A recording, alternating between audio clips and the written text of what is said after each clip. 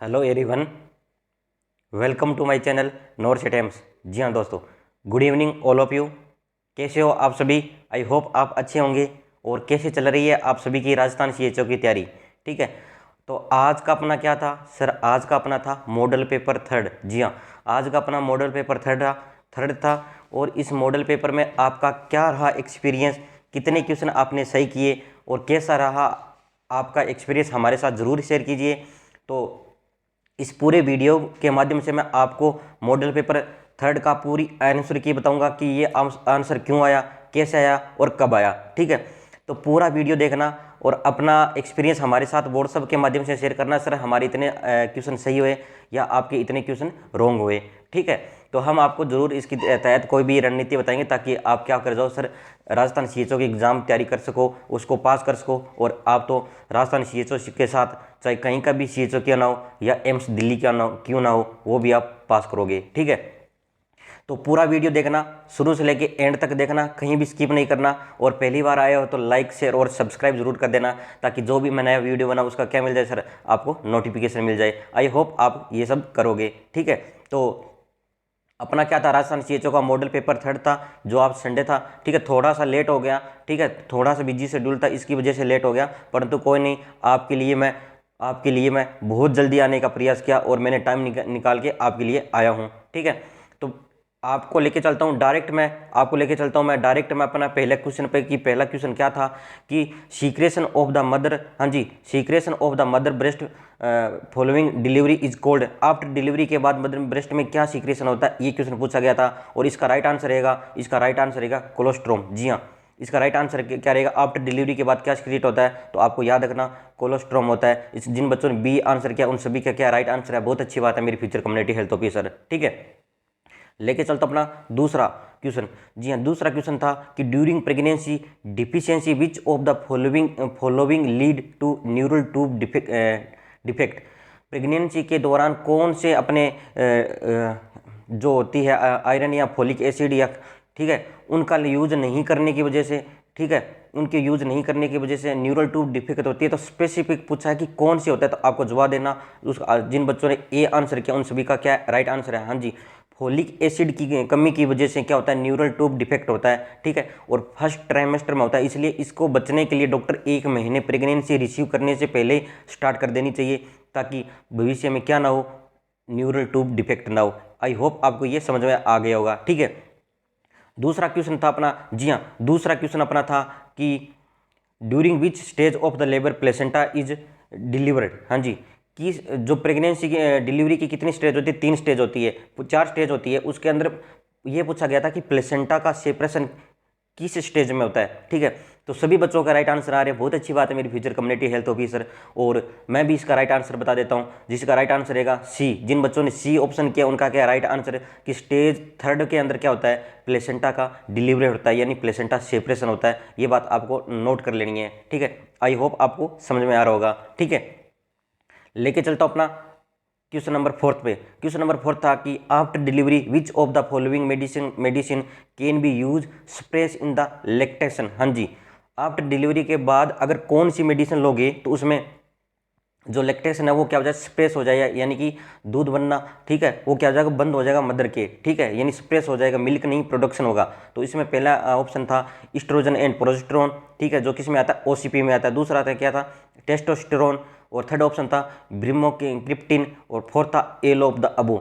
सभी बच्चे अपना राइट आंसर दो और सभी बच्चों के राइट आंसर आ रहे हैं, बहुत अच्छी बात है मेरी फ्यूचर कम्युनिटी हेल्थ ऑफिसर। और इसका राइट आंसर आपने दे दिया, मैं भी बता देता हूँ। जिन बच्चों ने डी किया उनका क्या एकदम राइट आंसर है। इनका राइट आंसर क्या है? डी, यानी कि ऑल ऑफ द अबो क्या होता है? ऑल ऑफ द अबो क्या होता है? स्प्रे सेंड करता है। ठीक है, आफ्टर डिलीवरी, ठीक है, मेडिसिन क्या करता है? स्प्रेस करता है लैक्टेशन को। ये बात आपको नोट कर लेनी है। आई होप आपको ये समझ में आ गया होगा। ठीक है, तो नेक्स्ट क्वेश्चन है, कोई दिक्कत नहीं, एक दो बच्चों के कह रहे सर हमारे रॉन्ग आंसर हो गए, कोई बात नहीं, मुस्कुरा के एक्सेप्ट कीजिए और ये कीजिए आगे वाला जो मॉडल पेपर होगा उसमें हम गलती नहीं करेंगे। इसलिए अच्छा पढ़िए, लगातार पढ़िए, टेंशन लेने की कोई ज़रूरत नहीं है क्योंकि आपको मैं हर हालत में राजस्थान सीएचओ बनाऊंगा।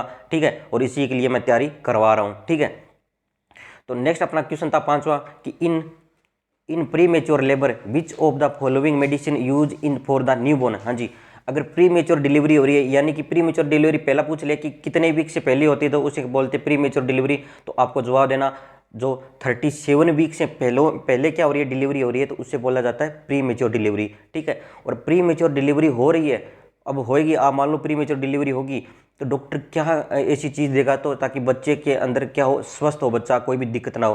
तो जिन बच्चों ने सी आंसर किया उन बच्चों के क्या राइट आंसर है डेक्सामेथासोन। क्योंकि डेक्सामेथासोन इसलिए देते हैं कि बच्चे के लंग्स क्या हो जाए, बच्चे के लंग्स क्या हो जाए, मेच्योर हो जाए, यानी उसमें क्या प्रोड्यूस हो जाए, सरपक्टेंट हो जाए, ताकि फिर क्या ना हो बच्चे डिलीवरी के बाद आरडीएस बोले तो रेस्पिरेटरी डिस्ट्रेस सिंड्रोम ना हो। ठीक है, आरडीएस से प्रिवेंट करने के लिए डॉक्टर क्या लिखता है, डेक्सामेथासोन लिखता है। आई होप आपको समझ आ गया ना, क्योंकि ये यूनिवर्सल क्वेश्चन है, हर एग्जाम में पूछा जाता है और राजस्थान सीएचओ में भी पूछा जा सकता है। ठीक है, लेके चलता हूँ अपना नेक्स्ट क्वेश्चन। जी हाँ, नेक्स्ट क्वेश्चन अपना है कि partograph was in discover by, हाँ जी, पार्टोग्राफ किसने डिस्कवर किया था, ये क्वेश्चन था। ठीक है, तो इसके अंदर पहला ऑप्शन था डॉक्टर आर एम फिलोप्टर। ठीक है, तो ये यही क्वेश्चन अपना राइट आंसर है।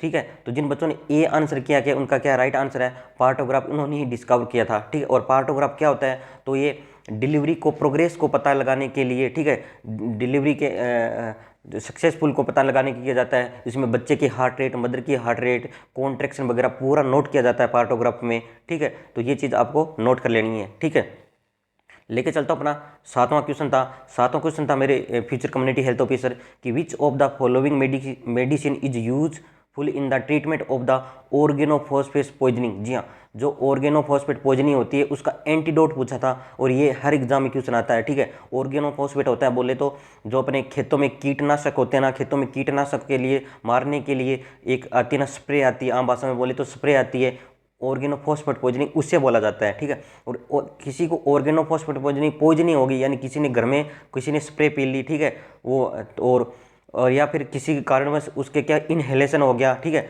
तो उससे उसका एंटीडोट क्या है, तो सभी बच्चों के राइट आंसर आ रहे हैं, क्योंकि ये इंडिया के अंदर मोस्ट कॉमन है और राजस्थान में भी मोस्ट कॉमन है, तो सभी बच्चों के ये राइट आंसर होना चाहिए और ये राजस्थान सीटों में भी बन सकता है क्योंकि ये कम्युनिटी लेवल की प्रॉब्लम है। ठीक है, तो इसका राइट आंसर रहेगा, इसका राइट आंसर रहेगा एट्रोपिन। इसका राइट आंसर क्या है, एट्रोपिन। एट्रोपिन क्या है, एंटीडोट है। ठीक है, अगर एट्रोपिन ना हो तो एक आता है पाम नाम से, PAAM में पाम, यानी पेरालसिडोक्सिम के ऐसा नाम से एक इंजेक्शन आता है, वो भी एंटीडोट के रूप में काम करता है, परंतु पहला ऑप्शन अपना एट्रोपिन को देना है। ये बात आपको नोट कर लेना है। अगर आपने प्राइवेट हॉस्पिटल में काम किया तो आपने पाम जरूर देखा है, क्योंकि ये अगर एट्रोपिन काम नहीं कर रहा ना तब PAAM पाम स्टार्ट किया जाता है, डॉक्टर करता है, एनेस्थीसियोलॉजी जो क्रिटिकल केयर के डॉक्टर है वो स्टार्ट करते हैं। ठीक है, तो पूरा वीडियो देखना, आपके लिए ही मेहनत कर रहा हूँ। ठीक है, और आपकी वजह से ही, यानी ऑनलाइन पढ़ाने की वजह से डॉक्टर ने मेरे को सलाह की दी है कि ये आप आई गॉगल्स पहनोगे, क्योंकि बहुत ज़्यादा मैं लैपटॉप की स्क्रीन पे यूज़ करता हूँ ना, तो आंखों में भारी भारी पेन होने लग गया।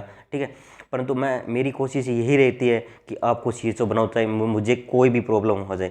ठीक है, तो इसलिए पूरा वीडियो देखना, लाइक करना, हमारे जितने भी ऐड आते हैं उस ऐड को भी जरूर देखिए। ठीक है, नेक्स्ट अपना क्वेश्चन है कि which of the following medication is useful for the reducing rise intracranial pressure. जी हाँ, ये क्वेश्चन घुमा फिरा के क्वेश्चन था, आपसे केवल इतना ही पूछा गया था। मेन क्या था कि ICP को कम करने के लिए कौन सी मेडिसिन यूज की जाती है। ICP बोले तो इंट्राक्रेनियल प्रेशर, यानी कि अपना ब्रेन के अंदर जो प्रेशर होता है नॉर्मल, उसका लेवल क्या बढ़ जाए, उसे रिड्यूस करने के लिए कौन सी मेडिसिन की जाती है, ये पूछा गया था इस क्वेश्चन में।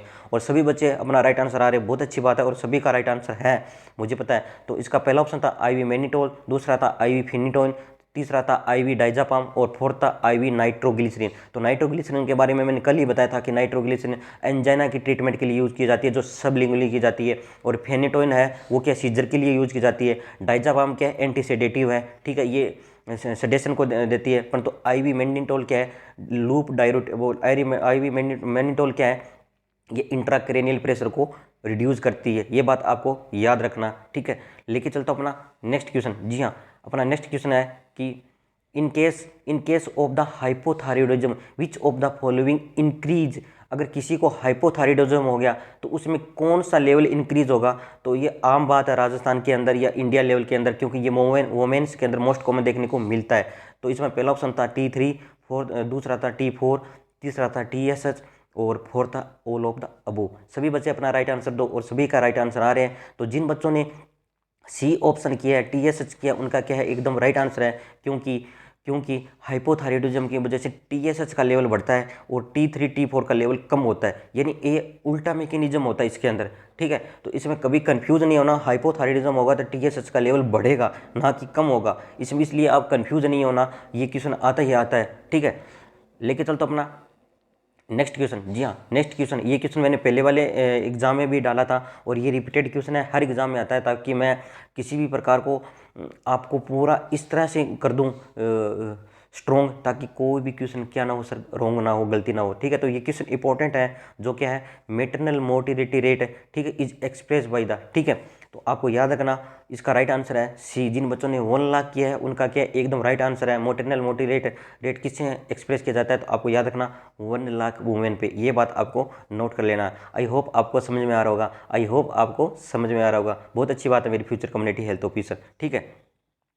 नेक्स्ट अपना क्वेश्चन था कि 11 नंबर क्वेश्चन था कि emotion can be express through which of the following, हाँ जी, emotion can be express which of the following, ये क्वेश्चन अपना था। तो पहला क्वेश्चन था लैंग्वेज, दूसरा था गेस्चर के द्वारा, थर्ड था कि फेशियल एक्सप्रेशन के द्वारा, और फोर्थ था ऑल ऑफ द अबो के द्वारा। यानी इमोशन पूछ रहे, जब अपनी इंटरनल इमोशन होता है तो किसके द्वारा अपने शो करते हैं। तो आप मान लो, जब किसी आपका मूड क्या होता है कि सर खराब होता है, तब आप क्या करते हो, आप चुपचाप हो जाते हो, बैठ जाते हो, किसी का मुंह मतलब ऐसा लगता है कि अपना फेस ऐसा लगता है कि ऐसे अजीब तरह से बना लेते हैं, ठीक है। गेस्चर मतलब चुपचाप एक कोने में कहीं ऐसे बैठे रहते हैं, ठीक है। तो ये क्या फेस एक्सप्रेस को अपने शो करने का पूछ रहा है। तो शो किसके द्वारा होता है, शो किसके द्वारा अपने देखा जा सकता है। तो याद रखना ऑल ऑफ द अबो, यानी सभी ऑप्शन राइट है इसके अंदर, क्योंकि इमोशन सभी चीज़ के द्वारा अपने को क्या कर सकते हैं, इमोशन सभी चीज़ के द्वारा अपने क्या कर सकते हैं, देख सकते हैं। ये बात आपको नोट कर लेनी है, ये बहुत कॉमन क्वेश्चन है और आता ही आता है हर एग्जाम में, ठीक है। लेके चलता हूँ अपना नेक्स्ट क्वेश्चन, जो 12 नंबर क्वेश्चन क्या है कि the junction through which neuron communication with one two another, एक न्यूरॉन से दूसरे न्यूरॉन के बीच में जो कम्युनिकेशन होता है, उसके बीच को कम्युनिकेशन करने वालों को क्या कहा जाता है, ये क्वेश्चन था। पहला इसमें था डेंड्राइट, दूसरा था एक्सोन, थर्ड था साइनेप्स, और फोर्थ था नोड ऑफ द रेनवे। तो सभी बच्चे अपना राइट आंसर दो, और सभी के राइट आंसर आ रहे, बहुत अच्छी बात है मेरी फ्यूचर कम्युनिटी हेल्थ ऑफिसर। और मैं भी इसका राइट आंसर बता देता हूँ कि इसका राइट आंसर क्या रहेगा, सी। जिन बच्चों ने सी ऑप्शन किया उनका क्या राइट आंसर है। सिनेप्स को क्या कहा जाता है, एक न्यूरॉन से दूसरे न्यूरॉन को जोड़ने का कार्य करता है, भूलना नहीं, ये एग्जाम में आता है, ठीक है। नेक्स्ट अपना क्वेश्चन था जीके का कि approximate different of the local time between the eastern and western most boundary of the Rajasthan, ठीक है। तो ये देशांतर का पूछा था कि जो देशांतर की होती है उसका कितना टाइम लगता है। तो इसमें ज़्यादा डीप नहीं जाना, आपको याद रखना, अगर ये क्वेश्चन आ जाए कि ईस्टर्न टू वेस्टर्न बाउंड्री का राजस्थान के टाइम डिफरेंस पूछ ले, तो आपको नोट करना इसका 35 मिनट होता है। इसका क्या होता है, 35 मिनट क्या होता है, एग्जैक्ट होता है। इसको मल्टीप्लाई करके उनके द्वारा ही भाग दे के, ठीक है, उनके द्वारा अपने के क्या करते हैं, निकालते। ये बात आपको नोट कर लेनी है, ठीक है। लेके चलता हूँ अपना नेक्स्ट क्वेश्चन। जी हाँ, नेक्स्ट क्वेश्चन था कि विच is the most common and ideal pelvis कौन सी है। जी हाँ, most common and ideal pelvis कौन सी है। तो पहली है एंड्रॉइड, जो किस में पाई जाती है, मेल में पाई जाती है मोस्ट कॉमन, ये तो हो नहीं सकता। दूसरा है गाइनोकॉइड, और थर्ड है प्लेटिप्लॉइड, और फोर्थ है एंथ्रोपॉइड। सभी बच्चे अपना राइट आंसर दो, और सभी बच्चों के क्या आ रहे हैं, राइट आंसर आ रहे हैं। और मैं भी अपना राइट आंसर बता देता हूँ। इसका राइट आंसर जिन बच्चों ने बी ऑप्शन किया, गाइनोकॉइड पेल्विस किया, मोस्ट कॉमन पेल्विस है, फीमेल में पाई जाती है, ये बात आपको नोट कर लेनी है, ठीक है। नेक्स्ट इसके अंदर क्वेश्चन था stage of the malaria fever include all of the except, malaria के अंदर कौन सी स्टेज नहीं होती है। मैंने मलेरिया का टॉपिक पहले ही कल पढ़ाया था, कल या परसों पढ़ाया था, इसलिए सभी बच्चों के ये राइट आंसर आ रहे हैं, बहुत अच्छी बात है। मलेरिया में कोल्ड स्टेज भी होती है, हॉट स्टेज भी होती है, फीवर स्टेज होती है या नहीं होती आप बताओ, और स्वेटिंग स्टेज भी होती है। तो सभी बच्चों का राइट आंसर आ रहा है। और जिन बच्चों ने सी ऑप्शन किया, मैंने एक्सेप्ट पूछा, यानी ए को छोड़कर, एक्सेप्ट का ये ऑप्शन आप लिख लेना चाहिए। एक्सेप्ट का अर्थ होता है छोड़ के, तो इसके अंदर कौन सा छोड़ के, तो आपको जवाब देना सी ऑप्शन इसका क्या राइट आंसर है। फीवर स्टेज नहीं होती, इनमें केवल 3 स्टेज होती है। पहली कौन सी होती है, कोल्ड स्टेज, दूसरी क्या होती है, हॉट स्टेज, और थर्ड क्या होती है, स्वेटिंग स्टेज होती है। ये मलेरिया की 3 स्टेज होती है। आई होप ये गलत नहीं करोगे क्वेश्चन, क्यों ये क्वेश्चन आता ही आता है हर एग्जाम में, ठीक है। नेक्स्ट अपना क्वेश्चन है कि MMR vaccine is provide protection against all of the following disease accept, हाँ जी, MMR वैक्सीन जो प्रोटेक्शन करती है डिजीज के अगेंस्ट, एक को छोड़कर, एक्सेप्ट करता है एक को छोड़कर, इसलिए कन्फ्यूज नहीं होना ऐसे वर्डों में, ठीक है। तो पहला था मम्स, दूसरा क्या मेनिंजोकोकल मेनिंजाइटिस, थर्ड क्या रूबेला और फोर्थ क्या मीजल्स। तो इसके अंदर MMR की फुल फॉर्म आपको पता याद होनी चाहिए। MMR की फुल फॉर्म है measles mumps rubella, measles mumps rubella. तो ये मीजल्स मम्स रूबेला को प्रोटेक्शन करता है, पर तो एक को छोड़कर एक्सेप्ट किसको नहीं करता, तो ये मेनिंजोकोकल मेनिंजाइटिस को नहीं करता। तो ये बात आपको याद रखना। तो जिन बच्चों ने बी किया है उनका क्या एकदम राइट आंसर है, इसका राइट आंसर क्या रहेगा, बी रहेगा। आई होप आपको ये समझ में आ गया होगा। ठीक है, नेक्स्ट अपना क्वेश्चन है कि HIV virus belong in which of the following group. हाँ जी, HIV वायरस के एक ग्रुप है, तो कौन से ग्रुप से बिलोंग रखता है, ये इस क्वेश्चन में पूछा गया था। तो इसमें पहला है फ्लेवी वायरस, दूसरा क्या है रिट्रो वायरस, और थर्ड ऑप्शन है कि रेबडो वायरस, और फोर्थ क्या है हेपा DNA वायरस। ठीक है, तो सभी बच्चों का राइट आंसर है ये क्वेश्चन, क्योंकि ये रिपीटेड क्वेश्चन है, मोस्ट कॉमन क्वेश्चन है।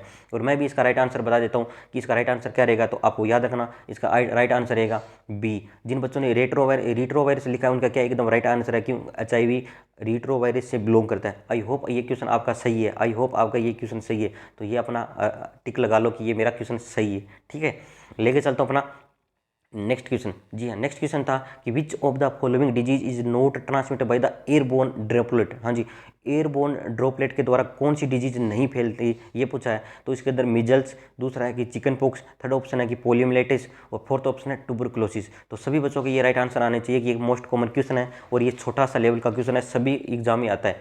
तो आपको याद रखना, इसका राइट आंसर रहेगा, इसका राइट आंसर क्या रहेगा, सी। इसका राइट आंसर क्या रहेगा, सी, यानी कि पोलियोमाइलिटिस क्या एयरबोर्न डिजीज के द्वारा नहीं फैलता। ये बात आपको नोट कर लेनी है। ठीक है, नेक्स्ट अपना क्वेश्चन है कि द नॉर्मल टाइडल वॉल्यूम। जी हाँ, नॉर्मल टाइडल वॉल्यूम कितना है। तो सभी बच्चों के ये राइट आंसर होना चाहिए, क्योंकि ये बहुत छोटे लेवल का क्वेश्चन है और हर एग्जाम में ये आता है। ठीक है, क्योंकि ये रिपीटेड क्वेश्चन है, ये जितने भी क्वेश्चन है वो रिपीटेड क्वेश्चन है, हर एग्जाम में आते हैं। तो राजस्थान CHO में 100% चांस बनते हैं आने के, और राजस्थान CHO का एग्जाम नवंबर लास्ट वीक में होगा। ये बात नोट कर लेना, नवंबर लास्ट वीक में होगा, ये बात आपको नोट कर लेनी है। ठीक है, तो पूरा पढ़ना, ध्यानपूर्वक पढ़ना।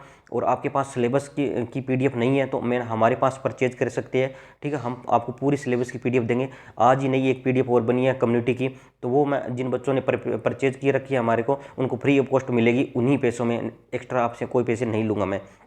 ठीक है, तो इसके अंदर लिखा है कि नॉर्मल टाइडल वॉल्यूम कितनी है। तो आपको याद रखना, इसका राइट आंसर है डी। इसका राइट आंसर क्या है, डी। ठीक है, तो 500 ml क्या है, नॉर्मल क्या है, 500 ml क्या है, नॉर्मल क्या है, टाइडल वॉल्यूम है। ये बात आपको नोट कर लेनी है। ठीक है, नेक्स्ट अपना क्वेश्चन है, नेक्स्ट अपना क्वेश्चन क्या रहेगा कि what is the concentration of the NCL intravenous fluid is term isotonic. हाँ जी, आइसोटोनिक फ्लूइड होता है, एक आइसोटोनिक होता है, एक हाइपोटोनिक होता है, एक हाइपरटोनिक होता है IV फ्लूइड। तो मैंने आइसोटोनिक फ्लूइड के अंदर जो NS होती है, नॉर्मल सलाइन होती है, उनमें NCL की मात्रा पूछी, यानी सोडियम की कितनी मात्रा होती है। तो सभी बच्चों का राइट आंसर होना चाहिए। तो जिन बच्चों ने डी ऑप्शन किया उनका क्या एकदम राइट आंसर है। इसमें कितनी रहती है, 0.90% क्या रहती है, NCL की क्या होती है, मात्रा रहती है। आई होप आपको ये समझ में आ रहा होगा, आई होप आपको ये समझ में आ रहा होगा। ठीक है, लेके चलता हूँ अपना नेक्स्ट क्वेश्चन। जी हाँ, नेक्स्ट क्वेश्चन अपना क्या है कि will the measuring of the blood pressure in the upper arms. ठीक है, अपर आर्म्स के क्या करे हैं, अपने ब्लड प्रेशर ले रहे हैं। ठीक है, तो chest piece of the stethoscope, stethoscope के 2 चेस्ट पीस होते हैं, एक तो बेल शेप होता है, एक डायफ्राम शेप होता है। ठीक है, तो इसमें कौन सा लिखा है, चेस्ट पीस लिखा है। जो बड़े वाला होता है ना, वो चेस्ट पीस से होता है, उसको वो बोलते हैं। ठीक है, इस place over the which of the following artery. ये एम्स में क्वेश्चन पूछा हुआ था कि जब अपर आर्म में आप BP लोगे तो आप स्टेथोस्कोप कहाँ पर रखोगे BP की जो साउंड सुनने के लिए। तो याद रखना, इसके अंदर बी ऑप्शन राइट है। जिन बच्चों ने ब्रेकियल लिखा है उनका क्या एकदम राइट आंसर है, ब्रेकियल लिखा है उनका क्या एकदम राइट आंसर है। आई होप आपको ये समझ में आ गया होगा। ठीक है, लेके चलता हूँ अपना नेक्स्ट क्वेश्चन। नेक्स्ट क्वेश्चन था कि how much blood is draw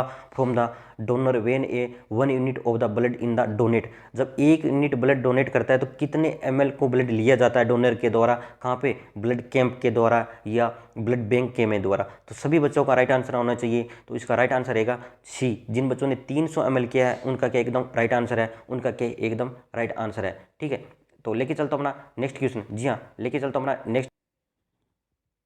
तो इसका राइट आंसर है सी। जिन बच्चों ने सी ऑप्शन किया उनका क्या है एकदम राइट आंसर है कि 300 ml ब्लड लिया जाता है डोनर में। आई होप आपको ये क्वेश्चन समझ में आ गया ना, बहुत अच्छी बात है मेरी फ्यूचर कम्युनिटी हेल्थ ऑफिसर। ठीक है, नेक्स्ट अपना क्वेश्चन था 23वां नंबर क्वेश्चन था 23 नंबर का क्वेश्चन था। इस क्वेश्चन में था कि above the what body temperature the term of the hyperpyrexia is use. ये पहले मिस प्रिंटिंग हो गई थी, तो ये क्वेश्चन अपना सही कर लेना। तो इसमें पहला ऑप्शन था 101 डिग्री फारेनहाइट, दूसरा था 103 डिग्री फारेनहाइट, सी ऑप्शन था 105 डिग्री फारेनहाइट और डी ऑप्शन था 107 डिग्री फारेनहाइट। तो सभी बच्चे अपना राइट आंसर दो। इसका राइट आंसर रहेगा सी ऑप्शन। जिन बच्चों ने सी आंसर किया उनका क्या एकदम राइट आंसर है कि हाइपरपायरेक्सिया किसे कहा जाता है। तो आपको याद रखना, जब बॉडी का टेम्परेचर 105 डिग्री फारेनहाइट से ज़्यादा हो जाता है तो उसे क्या कहा जाता है, हाइपरपायरेक्सिया किया जाता है। ये बात आपको नोट कर लेनी है, ठीक है। लेके चलता हूँ अपना नेक्स्ट क्वेश्चन, जो 24 नंबर का क्वेश्चन था, जो आपके इस राजस्थान सीएचओ के मॉडल पेपर 3 में आया था कि in which day international AIDS day celebrate the every year. ये रिपीटेड क्यों सर है, क्योंकि इसके अंदर जो डे वगैरह है, जो इंपॉर्टेंट डे है, ठीक है, ये भी पूछा जाता है। तो इसके अंदर जो रिपीटेड डे है मैंने वो ऐड किए हैं, ठीक है। तो आपको याद रखना एड्स डे कब मनाया जाता है। तो आपको याद रखना 1 मई, दूसरा 7 अप्रैल, सी ऑप्शन है 11 अप्रैल, डी ऑप्शन है 1 दिसंबर, 1 दिसंबर। तो सभी बच्चे अपना राइट आंसर दो और मैं भी इसका राइट आंसर बता देता हूँ कि एड्स डे कब मनाया जाता है। तो आपको याद रखना 1 दिसंबर। जिन बच्चों ने डी आंसर किया है कि उनका क्या एकदम राइट आंसर है, 1 दिसंबर को क्या मनाया जाता है, एड्स डे मनाया जाता है। ये बात आपको नोट कर लेनी है, ठीक है। लेके चलता हूँ अपना नेक्स्ट क्वेश्चन था कि विच is the node element of the communication. हाँ जी, कम्युनिकेशन का नोड्स कौन सा एलिमेंट नहीं है, ये क्वेश्चन पूछा गया था, ठीक है। तो कम्युनिकेशन का मैंने ये पहले ही बता दिया था, फिर भी मैं बता देता हूँ।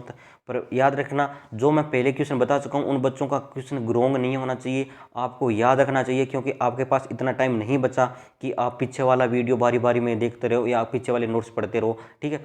तो इसलिए अच्छा पढ़ो, पर तू ध्यानपूर्वक पढ़ो और जो जितना पढ़ो वो याद रहना चाहिए माइंड में। ये बात आपको नोट कर लेनी है, ठीक है। तो कम्युनिकेशन का कौन सा पार्ट नहीं है, तो पहला ऑप्शन था मैसेज, दूसरा था सेंडर, तीसरा था अटेंशन और फोर्थ था चैनल। तो सभी बच्चे अपना राइट आंसर दो और सभी बच्चों के राइट आंसर आ रहे हैं, बहुत अच्छी बात है मेरी फ्यूचर कम्युनिटी हेल्थ ऑफिसर। तो इसका राइट आंसर मैं बता देता हूँ सी, अटेंशन नहीं होता किसमें, कम्युनिकेशन प्रोसेस में। ये बात आपको नोट कर लेनी है, क्योंकि ये हर एग्जाम में क्वेश्चन बनता ही बनता है, ठीक है। आई होप आपको ये समझ में आ गया होगा, ठीक है। लेके चलता हूँ अपना नेक्स्ट क्वेश्चन था कि विच is the most commonly use in the method of the teaching. Teaching के अंदर कौन सा मेथड सबसे मोस्ट कॉमनली यूज किया जाता है। तो पहला था सेमिनार, दूसरा है डेमोन्स्ट्रेशन, थर्ड है डिस्कशन, फोर्थ है लेक्चर। तो सभी बच्चों का राइट आंसर आ रहा है, बहुत अच्छी बात है। तो इसका राइट आंसर मैं बता देता हूँ, लेक्चर मेथड के हैं, सबसे मोस्ट कॉमन है मेथड है किसका, टीचिंग का। ये बात आपको नोट कर लेनी है। जो अपने स्कूल या कॉलेज में लेक्चर मेथड के द्वारा टीचर लेक्चर करता था और आपको बोरिंग लगता था, आप कहते थे कि कौन लेक्चर दे रहा है, क्यों लेक्चर दे रहा है ना, एक कॉमन टर्म है ना ये कि क्यों लेक्चर दे रहा है, ठीक है। तो वही लेक्चर है, लेक्चर से याद रखना कि मोस्ट कॉमन मेथड है टीचिंग का। ये बात आपको नोट कर लेना है, ठीक है। नेक्स्ट अपना क्वेश्चन है 27 नंबर का क्वेश्चन है कि route of the administration of the hepatitis C, route of the administration of the hepatitis B vaccine. ये क्वेश्चन पूछा गया था, ठीक है। तो इसमें पहला रूट है IV, दूसरा क्या है IM, थर्ड क्या है SC और फोर्थ क्या है ID। तो सभी बच्चे अपना राइट आंसर दो और सभी बच्चों के राइट आंसर आ रहे हैं, बहुत अच्छी बात है, क्योंकि ये क्वेश्चन कॉमन क्वेश्चन है और बनता ही बनता है हर एग्जाम में। तो मैं भी इसका राइट आंसर बता देता हूँ कि हेपेटाइटिस बी वैक्सीन होती है, हमेशा IM लगती है, हमेशा IM लगती है, चाहे अडल्ट हो चाहे बच्चे हो। और बच्चे में कौन सी रूट से IM लगती है, तो आपको ये नोट कर लेना, वास्टस लेटारिस मसल्स के अंदर लगती है, मिड थाई में। ये बात आपको नोट कर लेनी है, क्योंकि हेपेटाइटिस बी 8 बर्थ दिया जाता है। ये बात आपको नोट कर लेना, ठीक है। नेक्स्ट अपना क्वेश्चन था 28 नंबर क्वेश्चन था मेरे future community health officer. 28 number मेरा क्वेश्चन ये था कि स्कल कंसिस्टेंट ऑफ, हाँ जी, स्कल के अंदर कंसिस्टेंट ऑफ यानी बोन से पूछा गया था, स्कल के अंदर कितनी बोन होती है, ठीक है। तो पहला था 14, दूसरा था 22 बोन, थर्ड ऑप्शन था 12 बोन और फोर्थ ऑप्शन था 8 बोन। सभी बच्चे को अपना राइट आंसर दो और सभी बच्चों के राइट आंसर आ रहे, बहुत अच्छी बात है मेरी फ्यूचर कम्युनिटी हेल्थ ऑफिसर।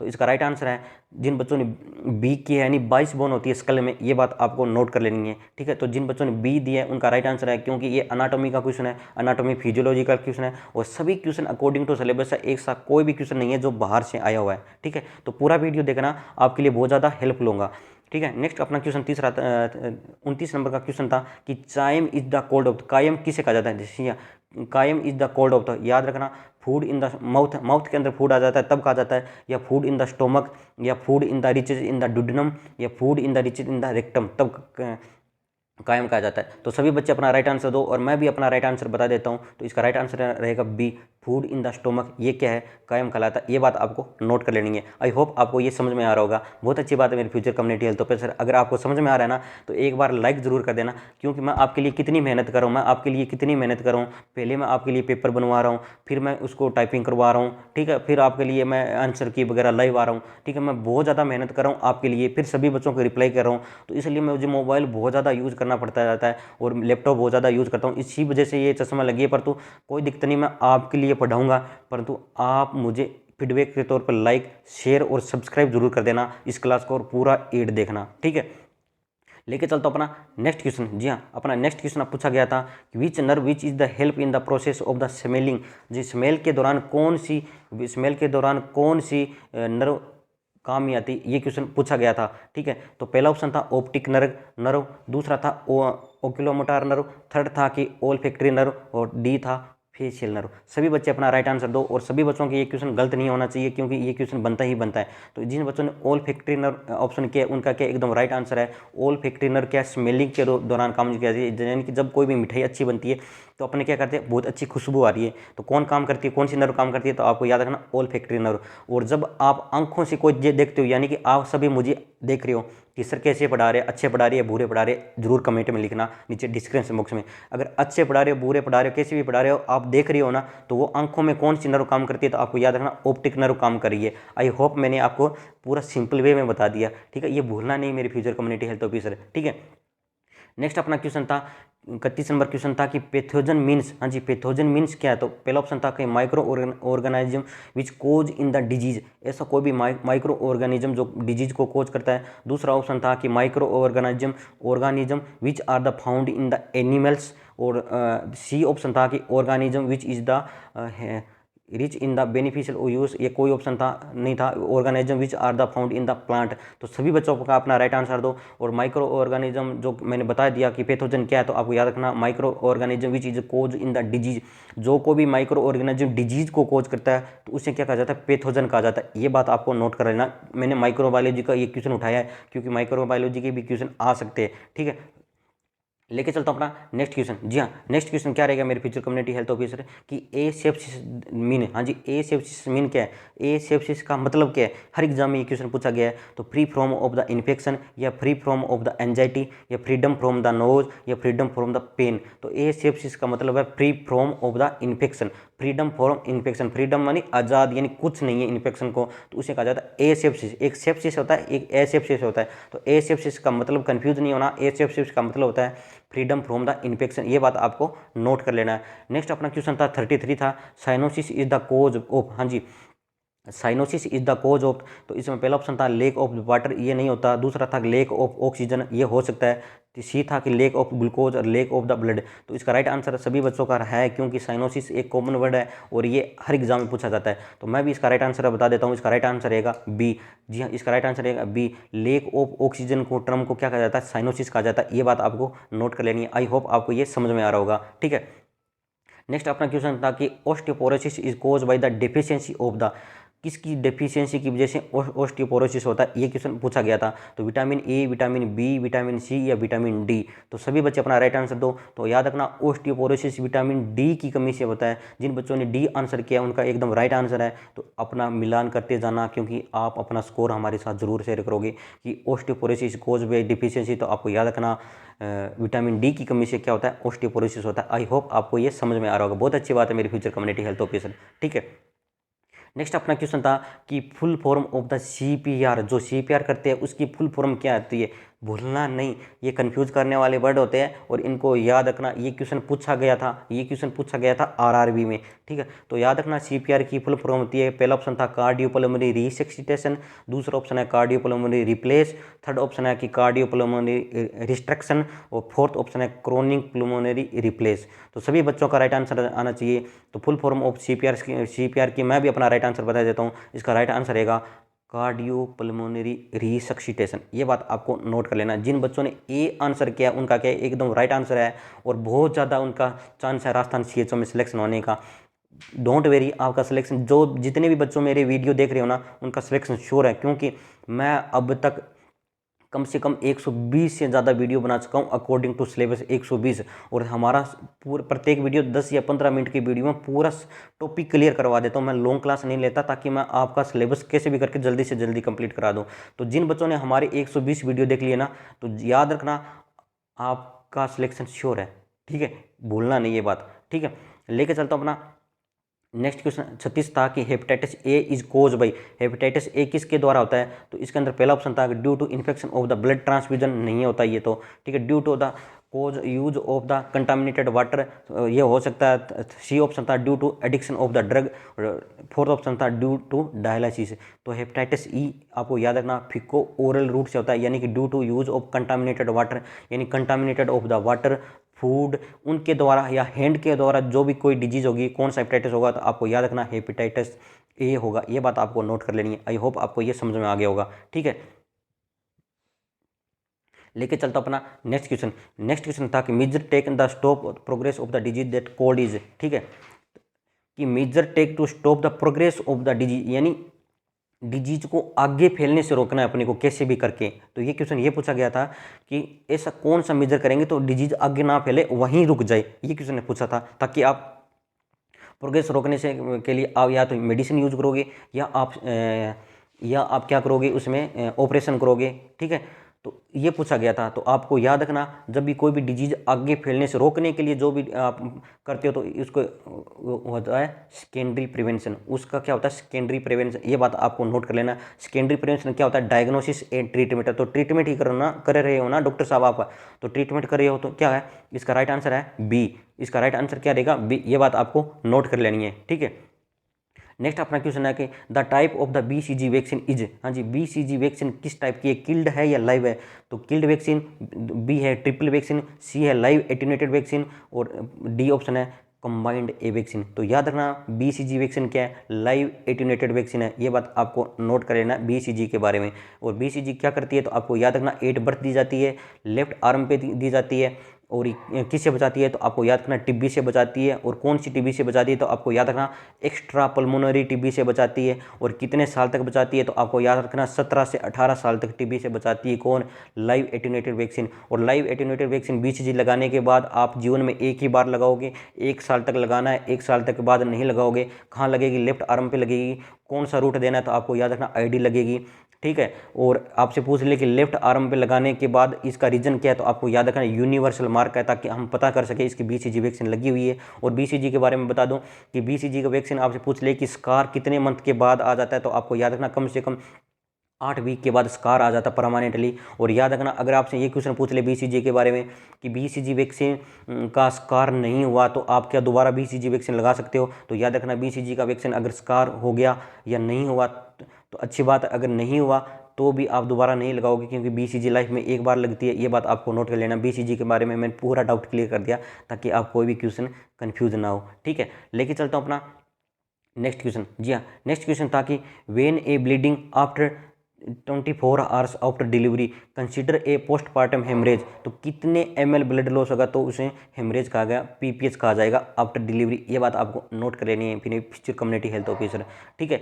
तो इसका राइट आंसर है ए है। कितना राइट आंसर ए क्या है? Blood is loss in more than 500 ml, यानी कि 500 ml। दूसरा blood loss in the more than 700, C option है कि 100 ml, और डी ऑप्शन है कि 200 ml। तो सभी बच्चे अपना राइट आंसर दो, और सभी बच्चों के राइट आंसर आ रहे हैं, बहुत अच्छी बात है मेरी फ्यूचर कम्युनिटी हेल्थ ऑफिसर। और मैं भी अपना राइट आंसर बता देता हूँ कि PPH किसे कहते हैं। तो आपको ये पता है, आप कहोगे सर ये बच्चों वाले क्वेश्चन है, तो बच्चे वाले क्वेश्चन ही आते हैं मेरी future community health officer.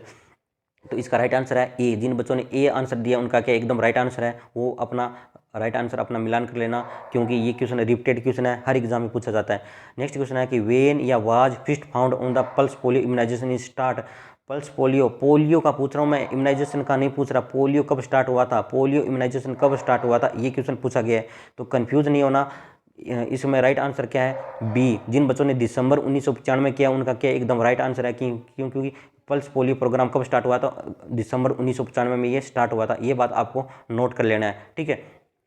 Next अपना क्वेश्चन है कि which of the most common occupational hazard of the computer work. जो कंप्यूटर वर्क होते हैं चलाते, यानी मैं भी कंप्यूटर चलाता हूँ, बहुत ज़्यादा टाइपिंग वगैरह है ना, करेक्शन करने में, तो उनके कौन सी चीज़ होने की बहुत ज़्यादा रहती है, ठीक है। तो याद रखना, विच is the most common occupational hazard of computer work है, तो पहला है कैंसर, दूसरा है लंग डिजीज, थर्ड ऑप्शन है कैटरेक्ट, डी ऑप्शन है कार्पल टनल सिंड्रोम। तो इसका सभी बच्चों का राइट आंसर होना चाहिए। और कोई बात नहीं, अगर नहीं आया है ना राइट आंसर, तो मैं हूँ आपका दोस्त, आपके लिए करेक्शन करवाने के लिए, आपको समझाने के लिए। तो इसका राइट आंसर रहेगा, इसका राइट आंसर क्या रहेगा मेरे future community health officer, D. जी हाँ, कार्पल टनल सिंड्रोम होता है कंप्यूटर वर्क के अंदर ऑक्यूपेशनल डिजीज, यानी कि जैसे ये क्या होता है अपनी, ठीक है, तो ऐसे अपने कंप्यूटर क्या टाइपिंग करते हैं, ऐसे क्या करते हैं अपनी कंप्यूटर टाइपिंग करते हैं, तो यहाँ क्या कहते हैं मीडियल नर्व है वो बहुत ज़्यादा कंप्रेस हो जाती है। मीडियल नर्व कंप्रेस होने की वजह से उसको एक सिंड्रोम के नाम से जाता है। उस सिंड्रोम को कौन क्या नाम होता है, तो आपको याद रखना, सिंड्रोम का नाम है कार्पल टनल सिंड्रोम। ये बात आपको नोट कर लेनी है। आई होप आपको ये क्वेश्चन समझ में आ गया होगा, क्योंकि ये क्वेश्चन रिपीटेड क्वेश्चन है, हर एग्जाम में पूछा जाता है, ठीक है। नेक्स्ट अपना क्वेश्चन है कि इंसुलिन इज इंजेक्टेड टू, जी हाँ, इंसुलिन किस रूट के द्वारा इंजेक्टेड की जाती है, पहला है आईडी, दूसरा है सबक्यूटेनियस, थर्ड ऑप्शन है इंट्राथिकल और फोर्थ ऑप्शन है इंट्रामस्कुलर। तो सभी बच्चे अपना राइट आंसर दो कि इंसुलिन आप जब हॉस्पिटल में देते थे कौन से रूट से देते थे। सभी बच्चों के राइट आंसर आ रहे हैं, बहुत अच्छी बात है मेरी फ्यूचर कम्युनिटी हेल्थ ऑफिसर। और मैं भी अपना राइट आंसर बता देता हूँ कि इंसुलिन कौन से रूट से दी जाती है, तो आप सभी का राइट आंसर है, और ये दी जाती है बी। जिन बच्चों ने बी आंसर किया उनका क्या एकदम राइट आंसर है कि सबक्यूटेनियस रूट से दी जाती है इंसुलिन। ये बात आपको नोट कर लेना, ठीक है। और मेरा ये ऑप्शन एकदम पास में लिखने का ये मेरा मतलब था कि सभी बच्चे कह रहे थे कि सर ऑप्शन आप पास में लिखा करो कि हम स्क्रीनशॉट ले ले ताकि बाद में याद रख ले, तो इसलिए मैं सभी के आंसर है ना एकदम पास में रख रहा हूँ, ठीक है। तो ये आप कंफ्यूज नहीं होना, ठीक है, कोई दिक्कत नहीं। आपने देख लिया आंसर, परंतु आप पहले आंसर को मत देखा करो, आप पहले ऑप्शन को देखा करो, मेरी बात को सुना करो, उसके बाद मैं क्या आंसर बताता हूँ वो चीज़ आप नोट कर लिया करो। इसलिए पूरा वीडियो देखा करो, क्योंकि मैं जब समझाता हूँ ना वो चीज़ ज़्यादा याद रखती है बजाय आप पढ़ गए। क्योंकि जब कोई भी लर्निंग क्या होती है, लर्निंग जब आप मूवी देखते हो जब एक मूवी का सीन आप देखते हो तो वो लाइफ टाइम याद रह जाता है कि उस फिल्म में यह हुआ था, क्योंकि वो अपना क्या होता है 100% कंसंट्रेशन होता था। इसलिए जब मैं ये समझा रहा हूँ ना तो आपका कंसंट्रेशन है कि सर क्या बोल रहे हैं, ठीक है। तो एक चीज़ जो देख कर और सुनकर जो चीज़ याद रखी जाती है ना वो सबसे ज़्यादा याद रहती है, ठीक है। तो urine sample is the culture is collected from the, जब अपनी कल्चर करते हैं यूरिन सैंपल का तो किसके द्वारा कलेक्ट किया जाता है, तो पहला है फर्स्ट यूरिन के द्वारा, दूसरा है लास्ट यूरिन के द्वारा, सी ऑप्शन है मिड स्ट्रीम यूरिन के द्वारा, और डी ऑप्शन है फर्स्ट एंड लास्ट यूरिन के द्वारा। सभी बच्चे को राइट आंसर आना चाहिए, और मैं भी अपना राइट आंसर बता देता हूँ, मिड स्ट्रीम यूरिन की जाती है कल्चर के लिए। अब आपसे पूछ ले कि मिड स्ट्रीम क्या होता है, तो मैं बता देता हूँ, पेशेंट को बोला जाता है कि यूरिन को वॉइड कर, तो जैसे पेशेंट यूरिन को वॉइडिंग करेगा, तो जैसे थोड़ा सा यूरिन को वॉइड करेगा तो पेशेंट को कहेंगे यूरिन को होल्ड कर, वो पेशेंट यूरिन होल्ड करेगा, फिर उस अपने कंटेनर लगाएंगे, वो कंटेनर लगाने के बाद पेशेंट को कहेंगे अब यूरिन कर, जैसे पेशेंट यूरिन करेगा तो वो कंटेनर में यूरिन आ जाएगा, और फिर पेशेंट को बोलेंगे थोड़ा सा यूरिन को अवॉइड कर, वो अवॉइड करने के बाद अपने कंटेनर को हटा लेंगे और पेशेंट वापस क्या यूरिन को कर देगा, ठीक है, बाहर। तो यानी ये क्या होगा, बीच का यूरिन हो गया, यानी मिड स्ट्रीम यूरिन हो गया। ये बात आप कंफ्यूज नहीं होना मिड स्ट्रीम यूरिन के बारे में। आई होप मैंने सिंपल भाषा में आपको समझा दिया, ये कंफ्यूज नहीं होगी, ठीक है। नेक्स्ट अपना क्वेश्चन है कि 44 कि active transport of the substance from the blood into the nephron is called, तो क्या कहा जाता है, तो पहला है फिल्ट्रेशन, दूसरा है ट्यूबुलर सिक्रेशन, थर्ड ऑप्शन है कि ट्यूबुलर रीअब्जॉर्प्शन, और डी ऑप्शन है ओस्मोसिस। सभी बच्चों का राइट आंसर आना चाहिए, और मैं भी अपना राइट आंसर बता देता हूँ। इसका राइट आंसर रहेगा बी ट्यूबुलर सिक्रेशन। बी क्या है, ट्यूबुलर सिक्रेशन। ये बात आपको नोट कर लेनी है, ठीक है। नेक्स्ट अपना क्वेश्चन है कि a patient is come to community health care ना, ठीक है, centre, which is the sign is clotting problem, a community health officer are suspect of the vitamin deficiency.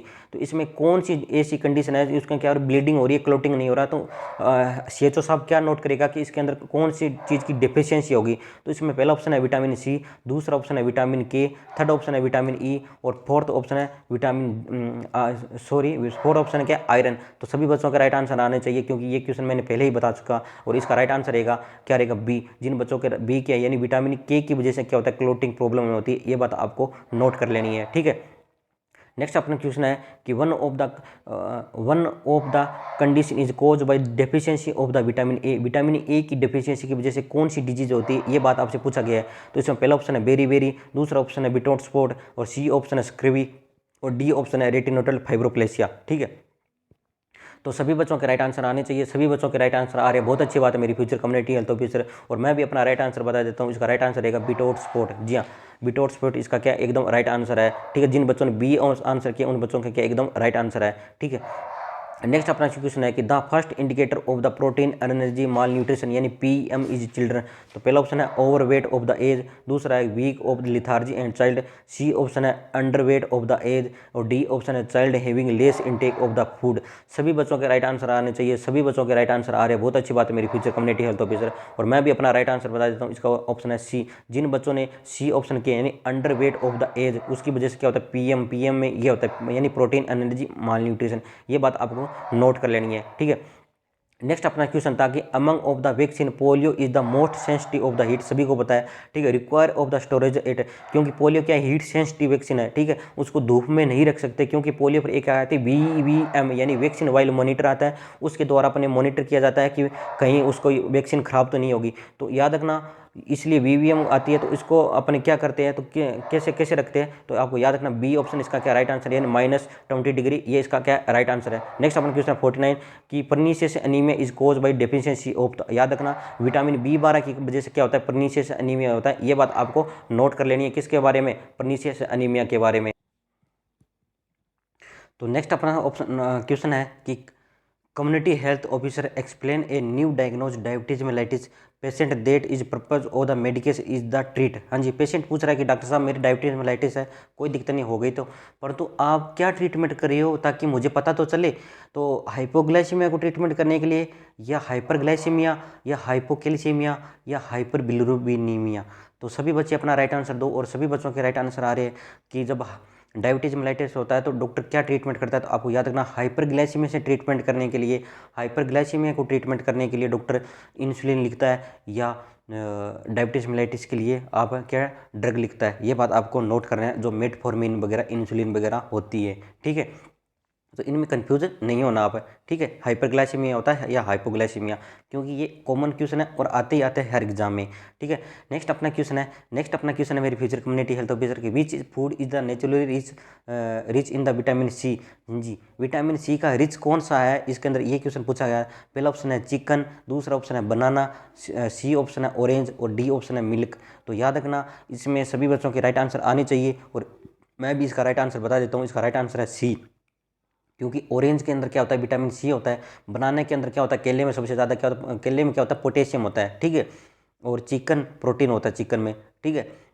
तो याद रखना, और एक बात याद रखना, जब कोई भी ले रहा है क्या आयरन टेबलेट, तो उसमें ऑरेंज जूस वगैरह या ऑरेंज फ्रूट जरूर एडवाइज करना डॉक्टर साहब आप, क्योंकि सबसे ज़्यादा अब्जॉर्प्शन का काम करता है किसका, आयरन का, कौन, विटामिन सी। तो ये बात आपको नोट कर लेना, ठीक है।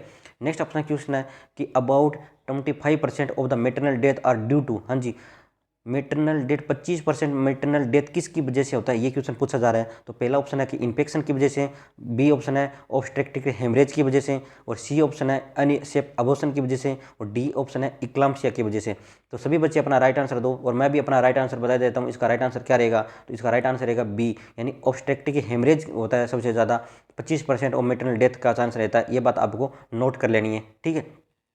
नेक्स्ट अपना क्वेश्चन है कि a promising treatment of the some children spring from of the thalassemia. जी हाँ, थैलेसीमिया के पेशेंट को एक क्या, थैलेसीमिया क्या है, तो याद रखना यह एक कंजेनाइटल डिजीज है, ठीक है। तो इसका मेनली पूरा क्योरली ट्रीटमेंट नहीं होता, परंतु क्योरली ट्रीटमेंट के एक ही होता है, क्या होता है, तो याद रखना बोन मेरो ट्रांसप्लांट होता है। और थैलेसीमिया में क्या होता है कि बारी बारी में ब्लड का ट्रांसफ्यूजन कराया जाता है, क्योंकि इसमें HB का लेवल नहीं बनता, इसलिए बाहर से ब्लड का ट्रांसफ्यूजन किया जाता है। ये बात आपको नोट कर लेना है थैलेसीमिया के बारे में, और इसका राइट ऑप्शन है ए। जिन बच्चों ने ए किया है उनका क्या एकदम राइट आंसर है थैलेसीमिया के बारे में।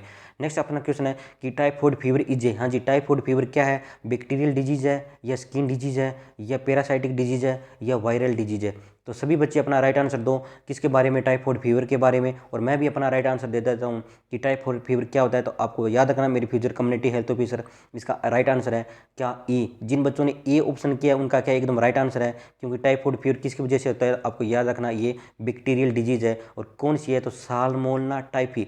साल्मोनेला टाइफी इसका क्या पॉजिटिव एजेंट है, और क्या है ये बैक्टीरियल डिजीज है टाइफाइड के बारे में, ठीक है। ये बात आपको नोट कर लेना, ठीक है। नेक्स्ट अपना क्वेश्चन है कि one of the following disease is has been eradicated globally a declare by the WHO। हाँ जी, WHO ने इराडिकेट कर दिया कौन सी डिजीज़ को और डिक्लेयर कर दिया ये डिजीज़ नहीं है संसार में। तो याद रखना कौन सी है, पोलियोमाइलाइटिस, ह्यूमन मंकी पॉक्स, दूसरा पॉक्स वायरस, डी है स्मॉल पॉक्स। तो सभी बच्चों का राइट आंसर आना चाहिए कि स्मॉल पॉक्स को WHO ने इराडिकेट कर दिया, उनको सर्टिफिकेट दे दिया एक कंट्री में कि अब स्मॉल पॉक्स के कोई भी डिजीज केस नहीं है। ये बात आपको नोट कर लेनी है मेरे फ्यूचर कम्युनिटी हेल्थ ऑफिसर, ठीक है। नेक्स्ट अपना क्वेश्चन है कि ए चाइल्ड, हाँ जी, a child undiagnose of the bacterial conjunctivitis, ठीक है।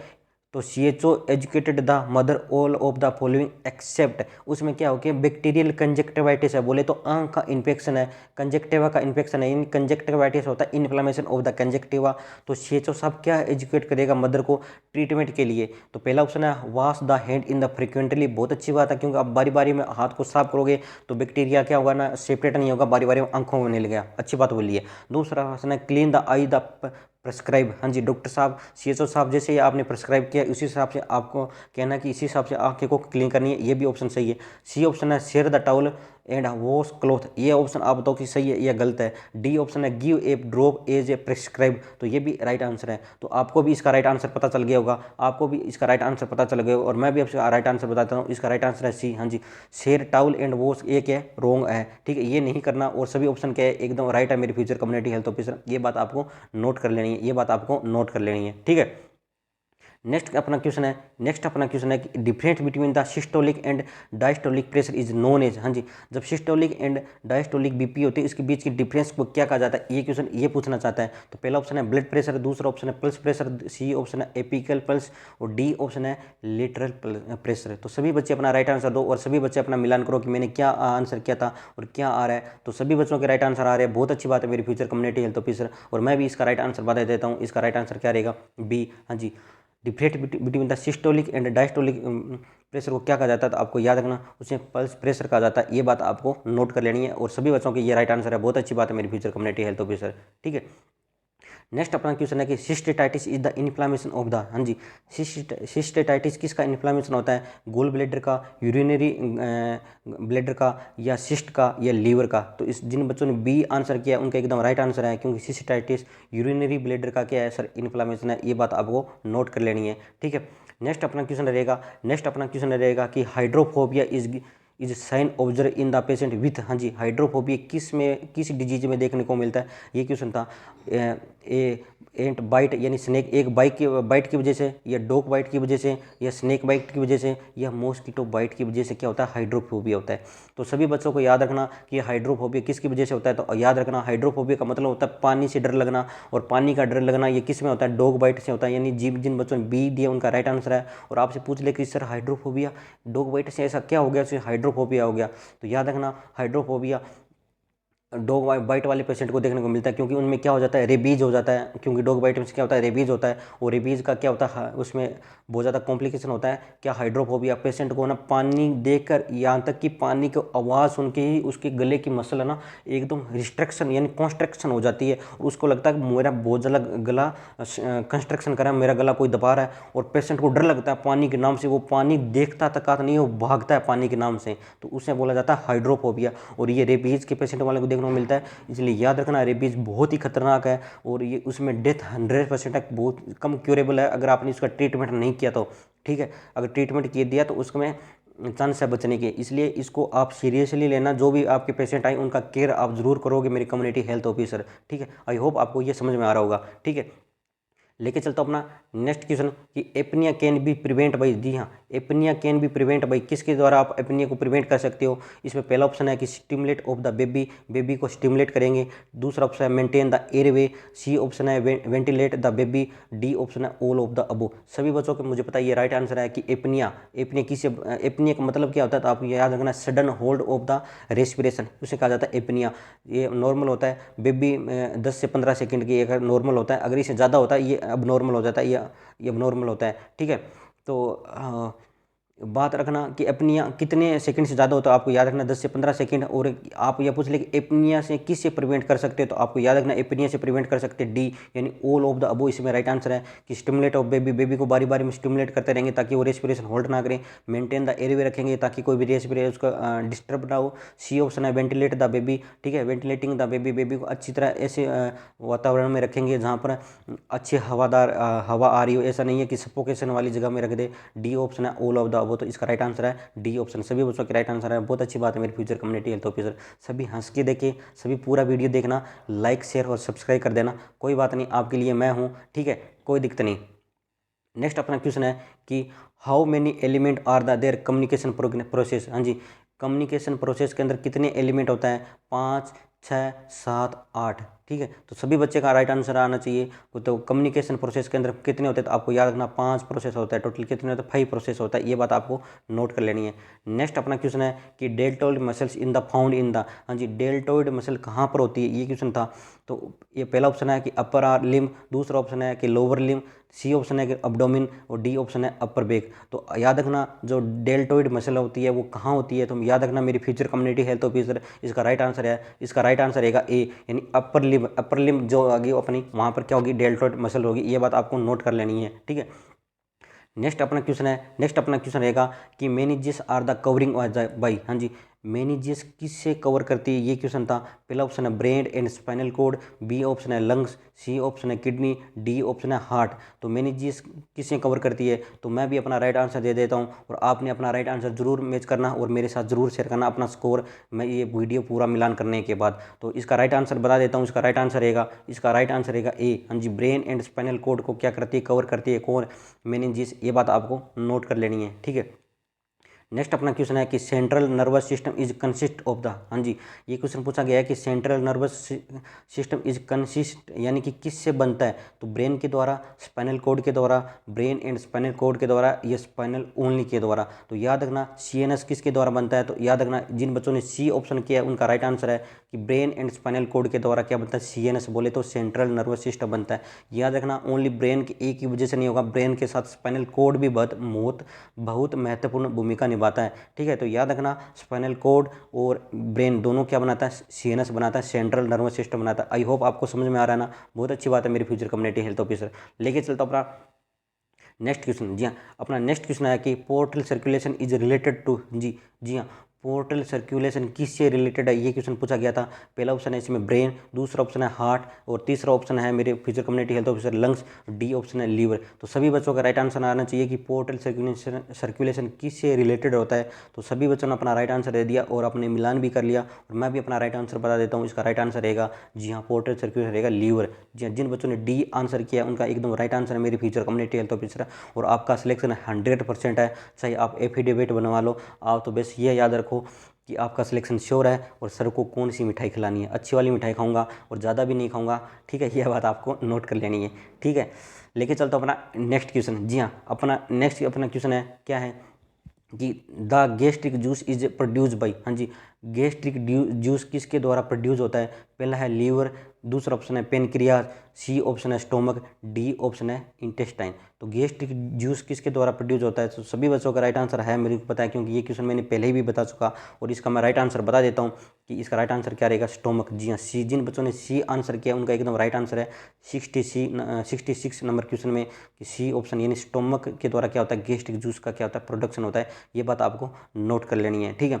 तो पूरा वीडियो देखना, कहीं भी स्किप नहीं करना, ठीक है। तो आपका सिलेक्शन श्योर है, ठीक है। एक बात याद रखना, एक बात याद रखना, ठीक है, कि थक के ना बैठ ए मंजिल के थक कर ना बैठ ए मंजिल के मुसाफिर, मंजिल भी मिलेगी और मंजिल मिलने का मज़ा भी आएगा। ये बात आप नोट में अपने माइंड में नोट करके कंटिन्यू मेहनत करते रहना कि मैं थक के नहीं बैठूंगा, मैं कंटिन्यू मेहनत करूंगा, चाहे मुझे दिन रात क्यों ना पढ़ना पड़े, पर तो राजस्थान शीर्ष बनना है तो बनना है। क्योंकि नवंबर में एग्ज़ाम है, याद रखना, नवंबर लास्ट वीक में एग्ज़ाम के 100% चांस है, 90% चांस है। इसलिए आप नवंबर लास्ट वीक तक अपनी तैयारी स्ट्रॉन्ग वाली करनी है। और आपके पास पीडीएफ वगैरह नहीं है सिलेबस वाली, तो आप हमसे ले सकते हो, चार्जेबल आप गुरु दक्षिणा के हिसाब से दे सकते हो, ठीक है। नेक्स्ट अपना क्वेश्चन है कि the nerve which is the responsible of the vision, हाँ जी, जो देखने के लिए कौन सी नर्व काम की जाती है? पहला ऑप्शन है ओल्फैक्टरी, दूसरा ऑप्शन है फेशियल, सी ऑप्शन है ऑप्टिक और डी ऑप्शन है एक्वेस्टिक।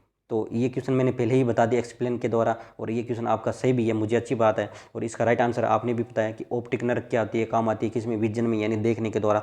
आप मैं आपको देख रहा हूँ, आप मुझे देख रहे हो, ठीक है। तो दोनों आपस में देख रहे हैं ना, तो कौन सी नर्व काम करिए? तो याद रखना ऑप्टिक नर्व काम करिए, ये बात आपको नोट कर लेनी है। आई होप आपको ये समझ में आ गया होगा, ठीक है। नेक्स्ट अपना क्वेश्चन है कि the part of the year which is the responsible of the maintain of the balance of the body. Body को बैलेंस मेंटेन करने के लिए ईयर अपना बहुत महत्वपूर्ण काम करता है। और कौन सा पार्ट काम करता है? तो याद रखना पहला ऑप्शन है सेमिलुनर कैनाल, बी ऑप्शन है टिम्पेनिक मेम्ब्रेन, सी ऑप्शन है कोक्लिया और डी ऑप्शन है ओसिकल्स। तो सभी बच्चों का राइट आंसर आ रहा है, बहुत अच्छी बात है मेरी फ्यूचर कम्युनिटी हेल्थ ऑफिसर। और मैं भी अपना राइट आंसर बता देता हूँ, इसका राइट आंसर क्या रहेगा? ये, हाँ जी, सेमिलुनर कैनाल क्या करती है? अपनी बॉडी बैलेंस को मेंटेन करने का काम करती है, ये बात आपको नोट कर लेनी है, ठीक है। नेक्स्ट अपना क्वेश्चन रहेगा कि विच route is the most effective rapid absorption, ROUTE है, ठीक है। ये बात याद रखना, यहाँ टाइपिंग मिस्टेक हुई है कि विच route is the effective for the rapid absorption and immediately effect in the body the drug is given. हाँ जी, तुरंत इमरजेंसी के अंदर कौन से रूट से आप ऐसी मेडिसिन दोगे ताकि तुरंत इफेक्ट करेगी? तो इसमें पहला ऑप्शन है ओरल रूट, बी ऑप्शन है इंट्रावेनस, सी है इंट्रामस्कुलर, डी है सबक्यूटेनियस। तो सभी बच्चे अपना राइट आंसर दो, और मैं भी अपना राइट आंसर बता देता हूँ। इसका राइट आंसर क्या रहेगा? जिन बच्चों ने सी किया है उनका क्या एकदम राइट आंसर है जी, सॉरी, इसके अंदर बी इसका राइट आंसर है, IV रूट है, ठीक है। टाइपिंग मिस्टेक हुई है इसमें, दोनों जगह टाइपिंग वाले ने पता नहीं क्या कर दी, ठीक है। तो which route is the most effective और rapid absorption in the immediate effect in the body drug is given, ठीक है। तो इसका राइट आंसर रहेगा बी। जिन बच्चों ने बी ऑप्शन किया उनका क्या एकदम राइट आंसर है, ठीक है। तो मोस्ट इफेक्टिव और rapid absorption and immediate effect in the body the drug is given. तो याद रखना इंट्रावेनस रूट से दिया जाता है, ये बात आपको नोट कर लेना है मेरी फ्यूचर कम्युनिटी हेल्थ ऑफिसर, ठीक है। तो जिन बच्चों ने बी ऑप्शन किया है उनका एकदम राइट आंसर है, और आपका सिलेक्शन भी 100% चांस है, ठीक है। लेके चलता हूँ अपना नेक्स्ट क्वेश्चन। जी हाँ, अपना नेक्स्ट क्वेश्चन क्या रहेगा मेरी future community health officer? Next question अब रहेगा कि the drug which is use for treatment of the anaphylactic shock. हाँ जी, एनाफाइलेटिक शॉक को ट्रीटमेंट करने के लिए कौन सी ड्रग यूज की जाती है? तो पहला ऑप्शन है इसमें एंटीबायोटिक, बी ऑप्शन है एंटी इमेटिक, सी ऑप्शन है एंटीवायरल, डी ऑप्शन है एंटी हिस्टामिन। तो इसका राइट आंसर सभी बच्चे दे रहे हैं, बहुत अच्छी बात है, और मैं भी अपना राइट आंसर दे देता हूँ। इसका राइट आंसर है एंटी हिस्टामिन, ठीक है। जैसे डेक्सोनामेथासोन होगी, एविल वगैरह होगी, ठीक है। तो ये क्या होती है? एंटी हिस्टामिन होगी, है ना। उनको अपनी ट्रीटमेंट एनाफाइलेटिक शॉक की जाती है। और एक इसमें ये भी क्वेश्चन होता है एनाफाइलेटिक ड्रग ऑफ चॉइस पूछ ले तो एड्रेनलिन ऑप्शन में है, तो एड्रेनलिन ही जाएगा, ये बात आपको नोट कर लेनी है, ठीक है। लेके चलता हूँ अपना नेक्स्ट क्वेश्चन। जी हाँ, अपना नेक्स्ट क्वेश्चन क्या रहेगा मेरे फ्यूचर कम्युनिटी हेल्थ ऑफिसर की? स्मॉल फॉर्म ऑफ द, जी स्मॉलेस्ट फॉर्म क्या आती है, ठीक है। तो इसके अंदर पहला ऑप्शन है कैपिलरी, बी ऑप्शन है साइनस, सी ऑप्शन है वेन्यूल, डी ऑप्शन आर्टरी। तो सभी बच्चे अपना राइट आंसर दे दो, और सभी बच्चों के राइट आंसर आ रहे हैं। तो इसका राइट आंसर मैं बता देता हूँ, सी वेन्यूल को क्या कहता है? सबसे स्मॉल क्या जाता है? वेन और आर्टरी में, ये बात आपको नोट कर लेनी है, वेन में, ठीक है। लेके चलता हूँ अपना नेक्स्ट क्वेश्चन की oxygenated blood in the entry in the foetal circulation from the umbilical. तो उसे क्या कहा जाता है? पहला ऑप्शन है डक्टस वेनोसिस, डी ऑप्शन है डक्टस आर्टियोसिस, सी ऑप्शन है फोरामेन ओवली, डी ऑप्शन है नॉन ऑफ द अबो। तो इसका राइट आंसर रहेगा, इसका राइट आंसर है oxygenated blood in the foetal circulation from the umbilical. तो डक्टस आर्टियोसिस होता है या डक्टस वेनोसिस है? तक डक्टस वेनोसिस होता है, इसमें भी टाइपिंग गलत हुई है, ठीक है। ये डक्टस वेनोसिस है, और मैं भी कंफर्म करके बता दूंगा, कोई दिक्कत नहीं। आई थिंक ये डक्टस वेनोसिस है, ठीक है। और लेके चलता हूँ अपना नेक्स्ट क्वेश्चन। तो इसका राइट आंसर रहेगा मेरी फ्यूचर कम्युनिटी हेल्थ ऑफिसर। इसका राइट आंसर क्या रहेगा? 72 का। इसका राइट आंसर रहेगा ए। जिन बच्चों ने ए आंसर किया है उनका क्या एकदम राइट आंसर है। जिन बच्चों ने ए आंसर किया उनका एकदम क्या राइट आंसर है, ठीक है। यहाँ पर एनएस बी ए होगा, यहाँ पर ए होगा, ठीक है। Oxygenated blood enter in the foetal circulation from umbilical. तो याद रखना क्या होता है? डक्टस वेनोसिस होता है, ये बात आपको नोट कर लेना, आई होप आपको ये समझ में आ गया होगा, ठीक है। लेके चलता हूँ अपना नेक्स्ट क्वेश्चन। जी हाँ, लेके चलता हूँ अपना नेक्स्ट क्वेश्चन क्या रहेगा?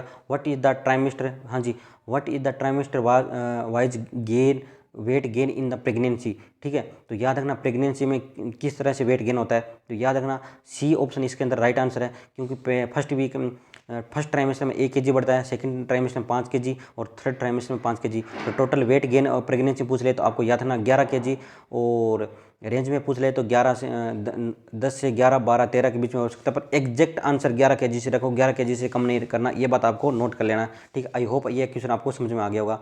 नेक्स्ट क्वेश्चन अपना है कि which of the following anti TB drug bacteriostatic है।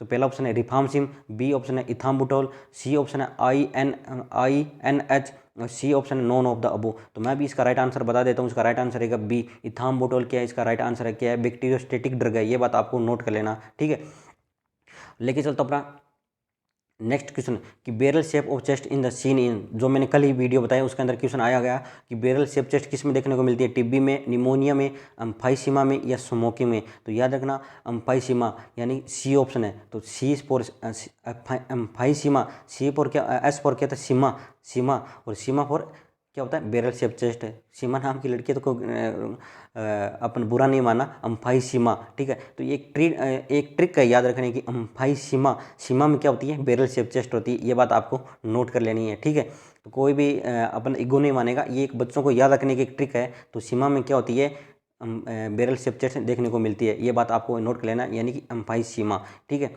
और ये क्वेश्चन मोस्ट इंपॉर्टेंट क्वेश्चन है, क्योंकि जो मुझे अच्छा मोस्ट इंपॉर्टेंट क्वेश्चन है, रिपीटेड क्वेश्चन होता है ना, उसकी मैं ट्रिक बना देता हूँ ताकि आपको समझ में आ जाए। आई होप आपको ये समझ में आ रहा होगा। ठीक है, लेके चलता अपना नेक्स्ट क्वेश्चन। जी हाँ, नेक्स्ट क्वेश्चन अपना क्या रहेगा, मेरे फ्यूचर कम्युनिटी हेल्थ ऑफिसर। इसमें रहेगा कि a patient is the complain in the health and wellness centre are severe chest pain. जी हाँ, which of the following assessment is the community health officer. कल वाले टॉपिक में आ गया।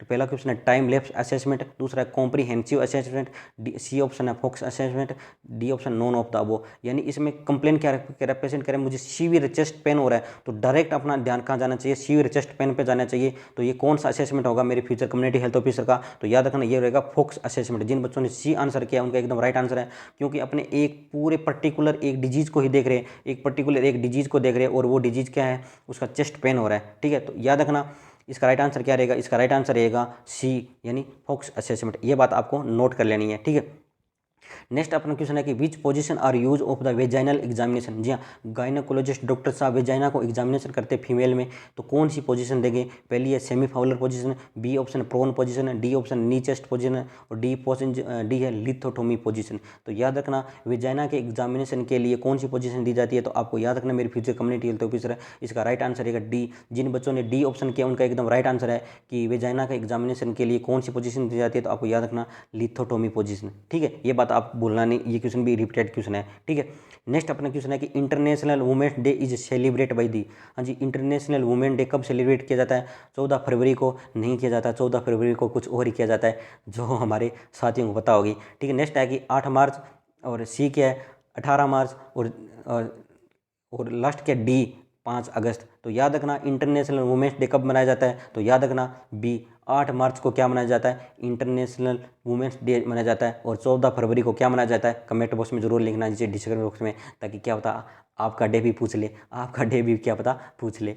ठीक है, लेके चलता हूँ अपना नेक्स्ट क्वेश्चन है कि the Indian nursing council was establish in the year. हाँ जी, इंडियन नर्सिंग काउंसिल कब इस्टाब्लिश हुई थी, 1965 में, 1947 में, 1970 में, या नॉन ऑफ द अबो में। तो सभी बच्चे अपना राइट आंसर दो, और सभी बच्चों का राइट आंसर आ रहा है कि INC इंडियन नर्सिंग काउंसिल कब इस्टाब्लिश हुई थी। तो याद रखना सन 1947 में क्या बनी थी, INC बोले तो Indian nursing counselling. I hope आप समझ पा रहे हो, बहुत अच्छी बात है। ठीक है, लेके चलता हूँ अपना नेक्स्ट क्वेश्चन की most common cause in the infant mortality rate. जी हाँ, इन्फेंट मोर्टिलिटी रेट का मोस्ट कॉमन कोज क्या है मेरी फ्यूचर कम्युनिटी हेल्थ ऑफिसर, तो याद रखना डॉक्टर साहब रेस्पिरेटरी इन्फेक्शन होता है, या कंजेनाइटल मार फॉर्मेशन होता है, या डिहाइड्रेशन होता है, या प्री मेच्योरिटी होती है। तो सभी बच्चों का राइट आंसर आने चाहिए, और सभी बच्चों के राइट आंसर आ रहे हैं, बहुत अच्छी बात है मेरी फ्यूचर कम्युनिटी हेल्थ ऑफिसर।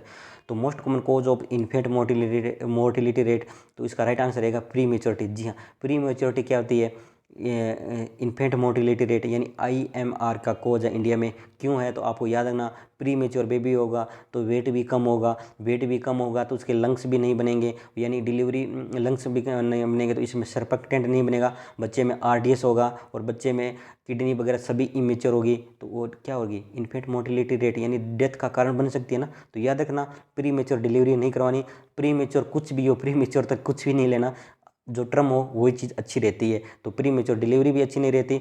और याद रखना IMR का कोज क्या है, प्री मेच्योर है, ये बात आपको नोट कर लेनी है। आई होप आपको ये समझ में आ गएगा, बहुत अच्छी बात है, सभी की यस आंसर आ रहे हैं, ऐसे होने चाहिए स्टूडेंट, ठीक है, जो इनको समझ में भी सब आए और याद भी सब रहे, ठीक है।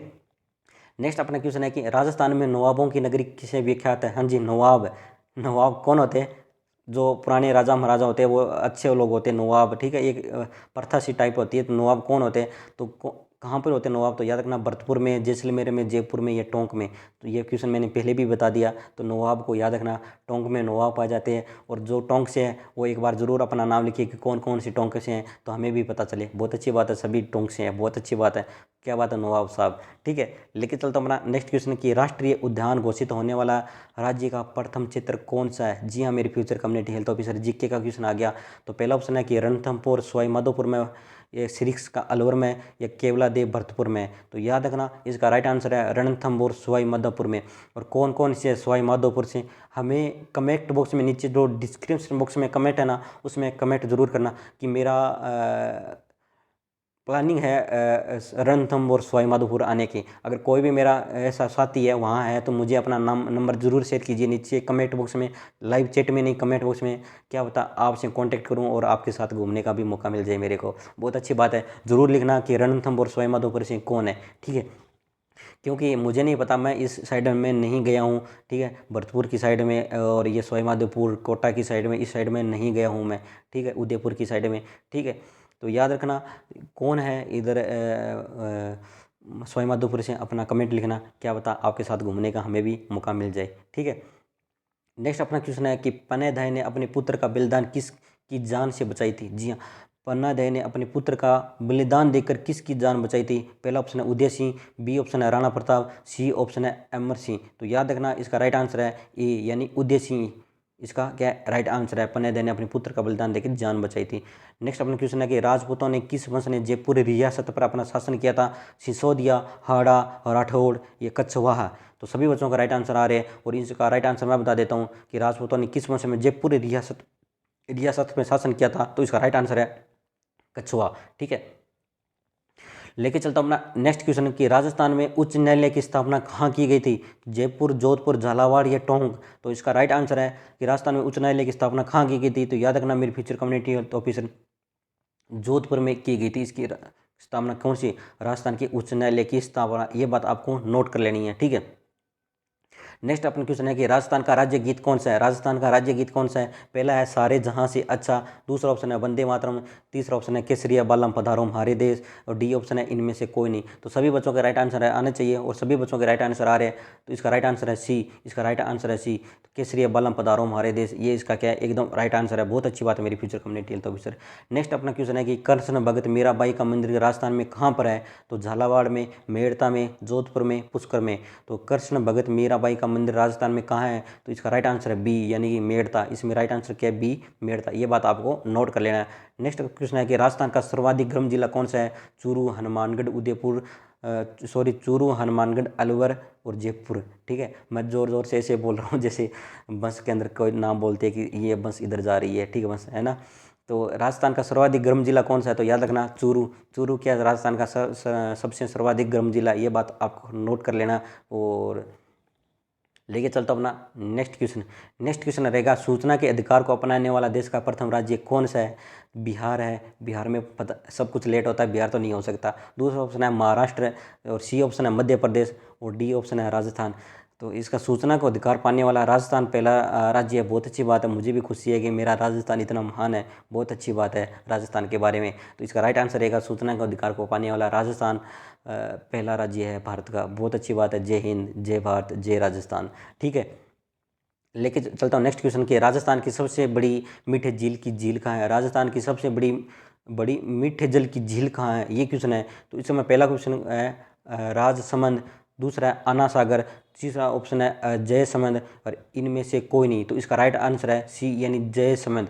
तो ये भी झील मुझे देखनी है। कोई भी बच्चा है तो मुझे कमेंट बॉक्स में करिए, मैं भी आपके साथ क्या पता घूमने का मौका मिल जाए। और अपना कमेंट बॉक्स में अपना नंबर जरूर शेयर करिए। ठीक है, नेक्स्ट अपना क्वेश्चन है कि राजस्थान में सिंचाई का सबसे प्रमुख साधन क्या है? तो नहर, कुआं या नलकूप या तालाब या इनमें से कोई नहीं। तो राजस्थान में सिंचाई का सबसे प्रमुख साधन क्या है? तो आपको याद रखना कुआं एंड नलकूप है राजस्थान में, ये बात आपको नोट कर लेनी है।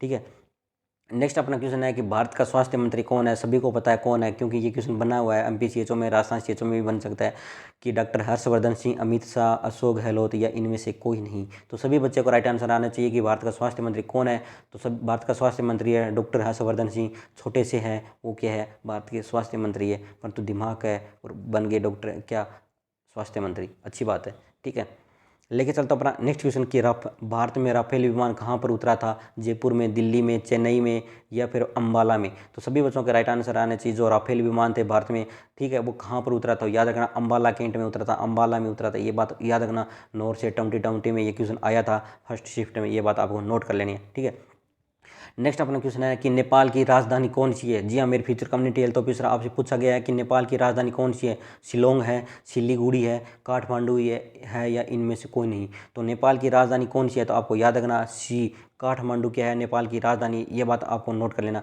और नेक्स्ट है कि रेगिस्तान का जहाज किसे कहा जाता है? गाय को, भैंस को, ऊँट को या घोड़ा को? तो राजस्थान का जहाज किसे कहा जाता है? तो आपको याद रखना सी ऑप्शन, ऊँट को क्या कहा जाता है? राजस्थान का जहाज कहा जाता है, और ये राजस्थान का जहाज ही है। बहुत अच्छी बात है, राजस्थान के अंदर कौन है? ऊँट। ठीक है, नेक्स्ट अपना क्वेश्चन है कि भारत का राष्ट्रीय गीत किसने लिखा था? बंकिम चंद्र चटर्जी ने, रविंद्रनाथ टैगोर ने और चंद्रगुप्त ने या इनमें से कोई नहीं। तो सभी बच्चे अपना राइट आंसर दो, और सभी बच्चों के राइट आंसर आ रहे हैं, बहुत अच्छी बात है मेरी फ्यूचर कम्युनिटी हेल्थ ऑफिसर। और इसका राइट आंसर है बंकिम चंद्र चटर्जी। इसका राइट आंसर क्या है? बंकिम चंद्र चटर्जी, बहुत अच्छी बात है। और नेक्स्ट अपना क्वेश्चन है कि विश्व पर्यावरण दिवस, पर्यावरण यानी इन्वायरमेंट डे कब मनाया जाता है? 2 जून, 3 जून, 5 जून, 6 जून, जून ही आ गई। ठीक है, तो सभी बच्चों का राइट आंसर आने चाहिए। तो विश्व इन्वायरमेंट डे कब मनाया जाता है? तो आपको याद रखना 5 जून को मनाया जाता है, ये बात आपको नोट कर लेना, माइंड में लिख लेना। जीके की क्वेश्चन थोड़े से कन्फ्यूज करने वाले होते हैं, इनको याद रखना डाटा को। ठीक है, लेके चलता हूँ अपना नेक्स्ट क्वेश्चन की, human anatomical waste is a discard by. हाँ जी, ह्यूमन एनाटॉमिकल वेस्ट कहाँ पे डिस्कार्ड किया जाता है? रेड बैग में, येलो बैग में, ब्लैक बैग में या नॉन ऑफ द अबो में? तो सभी बच्चों के राइट आंसर आने चाहिए, और सभी बच्चों के राइट आंसर आ रहे हैं, बहुत अच्छी बात है मेरी फ्यूचर कम्युनिटी हेल्थ ऑफिसर। तो human anatomical waste is discard by, तो आपसे पूछ ले तो इसका राइट आंसर रहेगा येलो बैग में। येलो बैग में ह्यूमन एनाटॉमिकल वेस्ट डिस्कार्ड किया जाता है, ये बात आपको नोट कर लेना। ऑपरेशन करने के बाद जो भी कटा फूटा माल होता है वो कहाँ किया जाता है? येलो बैग में किया जाता है, ये बात याद रखना। लेके चलता अपना नेक्स्ट क्वेश्चन की, कोप्लिक स्पॉट कहाँ पाया जाता है? तो याद रखना मिजल्स में, डिप्थीरिया में, पोलियो में या टीबी में? तो कोप्लिक स्पॉट पाया जाता है डॉक्टर साहब मिजल्स के अंदर, जो अपना सेकंड मोलार, फर्स्ट और सेकंड थर्ड मोलार होता है, वहाँ पे क्या पाया जाता है? कोप्लिक स्पॉट यानी दाने से पाए जाते हैं, उसे बोलते हैं कोप्लिक स्पॉट। और किस में पाया जाता है? तो याद रखना मिजल्स के अंदर पाए जाते हैं, ये बात आपको नोट कर लेना है। आई होप आपको ये वीडियो अच्छा लगा होगा। कैसा लगा होगा एक्सपीरियंस हमारे साथ ज़रूर शेयर कीजिए, क्योंकि आपका भाई आपके लिए मेहनत कर रहा है, आपका दोस्त आपके लिए मेहनत कर रहा है। ठीक है, अपना एक्सपीरियंस अच्छा लगा होगा तो वो भी एक्सपीरियंस शेयर कीजिए, और क्लास को ज़्यादा से ज़्यादा लाइक कीजिए, शेयर कीजिए, और पूरा एड देखिए। और अगर आपको सिलेबस की पूरी पीडीएफ चाहिए तो हमारे नंबर से कांटेक्ट कर सकते हैं। और एक बात और बोल देना चाहता हूँ, जो हमारे से पीडीएफ परचेज करके पढ़ रहे हैं उनको कह देना चाहता हूँ, कल आपको पास पीडीएफ आ जाएगी एक सिलेबस की, थ्योरी की, कम्युनिटी की। जो कम्युनिटी को आपको नए नए जितने भी प्रोग्राम है सब टाइपिंग के हुए, आप उनको प्रिंट करवा के ज़रूर पढ़ना, क्योंकि आपको हर हालत में राजस्थान सीएचओ बनाना है, और इसका बेड़ा मैंने उठाया है। आई होप आपको ये वीडियो अच्छा लगा होगा तो क्लास को लाइक, शेयर और सब्सक्राइब कर देना, ताकि आगे इसी तरह मैं जैसे भी नई अच्छी क्लास बनाऊं उसका आपको नोटिफिकेशन मिल जाए। बहुत अच्छी बात है मेरी फ्यूचर कम्युनिटी हेल्थ ऑफिसर, आप इसी साथ हमारे साथ बने रहिए। हम आपको हर हालत में सीएचओ, एम्स, ठीक है, हर पोस्ट में आपको दिलवा के रहेंगे हम, ये हमारा वादा है। इसी के साथ हम आपसे विदा लेते हैं, सभी को बाय, मिलते हैं कब? जय माता दी, गुड नाइट।